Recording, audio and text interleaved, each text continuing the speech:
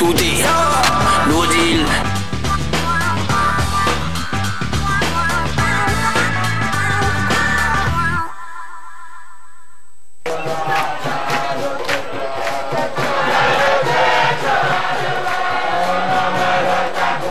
Togbe Komigo Kajata Landry Hong II, prêtre traditionnel de Vodou à la Via, a fait son entrée dans la grande famille des prêtres traditionnels dénommée Confédération nationale des prêtres traditionnels du Togo, CNPTT.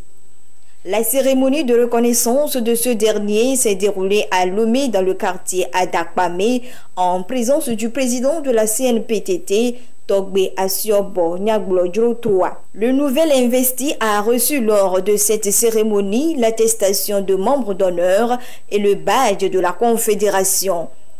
Ses collaborateurs appelés Bejiga au nombre de 5 ont reçu également des badges de la Confédération. À travers cette cérémonie, Togbe Komigo Kajata Landry Hong II est ainsi devenu Huno, prêtre supérieur de Vodou à la Via Botonou Deka. Il est désormais reconnu par ses pairs et le pouvoir public et est autorisé à servir en toute liberté en tant que Huno.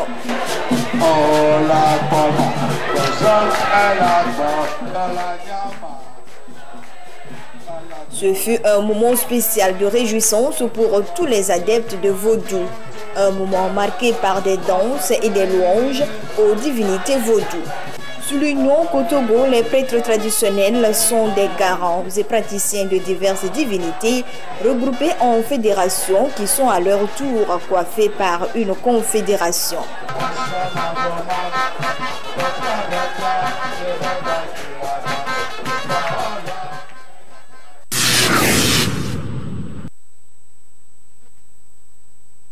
Le Togo dispose d'énormes potentialités pour le développement de son agriculture. Beaucoup ont compris qu'investir dans le secteur agricole contribuera à la création de la richesse et partant à la lutte contre la pauvreté. Et nombreux sont-ils à se lancer dans l'entrepreneuriat agricole. Pour entreprendre selon les acteurs du domaine, plusieurs démarches sont à suivre. Cet entrepreneuriat agricole suppose que les jeunes doivent savoir faire des comptes d'exploitation, doivent pouvoir gérer leur structure et vraiment en tirer profit et profiter des nouvelles technologies aujourd'hui qui sont mises à la disposition de l'agriculture, de l'entrepreneuriat agricole. Avec l'entrepreneuriat agricole, on peut absorber beaucoup de main-d'œuvre, d'autant plus que l'Afrique continue toujours par importer sa nourriture. Et nous estimons à près de 80 milliards par an d'importation de nourriture parce qu'il manque des usines pour transformer ces produits agricoles. C'est le moment précis où nous devons nous concentrer sur la mise en place des programmes afin de former les jeunes à saisir le métier de la terre et devenir entrepreneurs agricoles. L'entrepreneuriat agricole constitue également la chaîne de valeur qui part de la production à la transformation en passant par la commercialisation. Malheureusement, faute de moyens, certains entrepreneurs n'arrivent pas à suivre le processus et s'exposent à certaines difficultés. Nous avons les terres qui ne sont pas exploitées, 100 millions d'hectares. Les jeunes qui veulent s'adonner à l'entrepreneuriat agricole, ils peuvent choisir des spéculations qui ont des périodicités. Il y a des moments de pénurie de ces produits sur lesquels les entrepreneurs agricoles peuvent se concentrer et pouvoir tirer profit. La production agricole en dessous du seuil de 5 hectares n'est pas rentable, surtout pour la production céréalière. C'est pourquoi il est très important que ces jeunes qui veulent s'adonner à l'entrepreneuriat agricole, qu'ils sachent que c'est un travail à temps plein.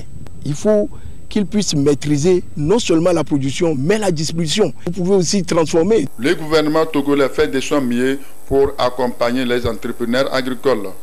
Cependant, du chemin reste encore à parcourir. On a des problèmes de financement.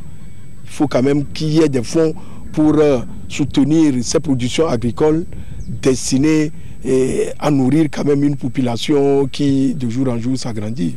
Si vous voulez produire, faire un entrepreneuriat agricole, il faut vraiment créer une structure, sortir de l'informel. L'État joue son rôle régalien, essaie d'appuyer les producteurs tant que mal, essaie de faire, les bailleurs de fonds sont aussi là, mais je pense que l'avenir de l'Afrique, c'est de s'appuyer sur la production agricole intensive et réfléchie, surtout par un entrepreneuriat agricole. Entreprendre n'est pas chose facile. Pour réussir et éviter les dépenses et les dettes, les jeunes sont invités à se diriger vers les structures dédiées pour plus d'informations et de conseils.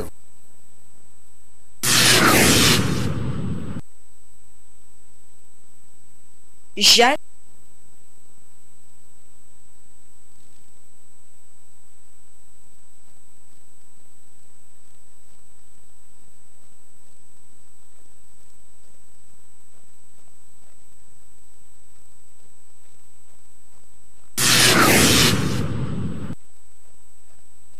La maladie d'oreillon fait parler d'elle ces derniers mois à travers le pays.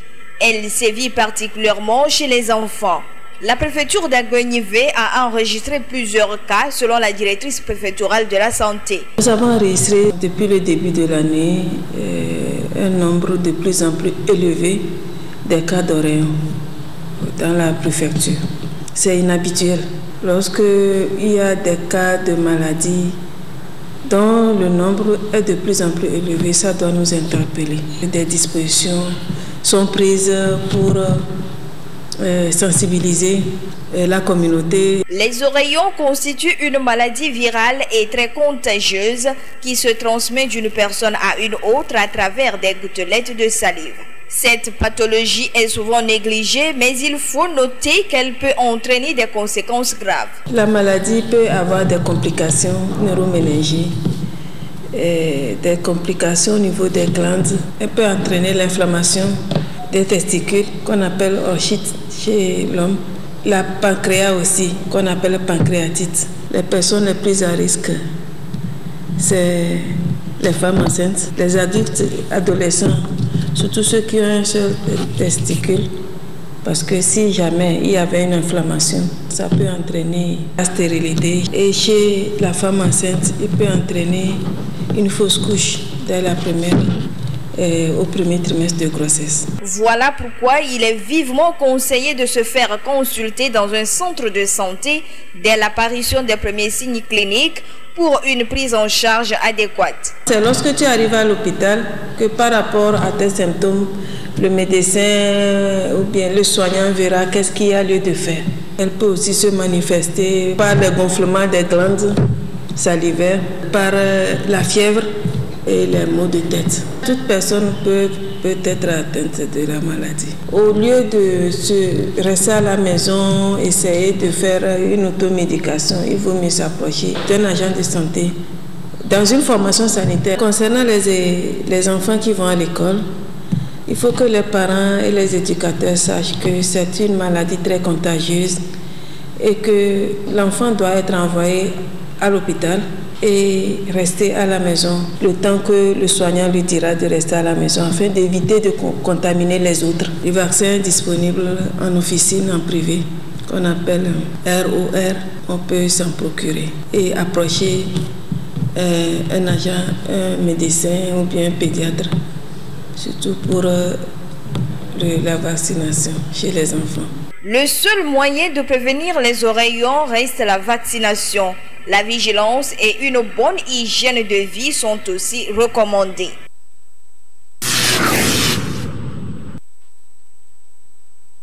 Face au problème du chômage et du sous-emploi, certains jeunes Togolais ont opté pour la formation professionnelle. C'est l'exemple de ces jeunes dans ces centres de formation d'Incaris à Lomé. Je suis aussi étudiant au département d'Angra à l'université de Lomé. Je vois que tout cela est théorique.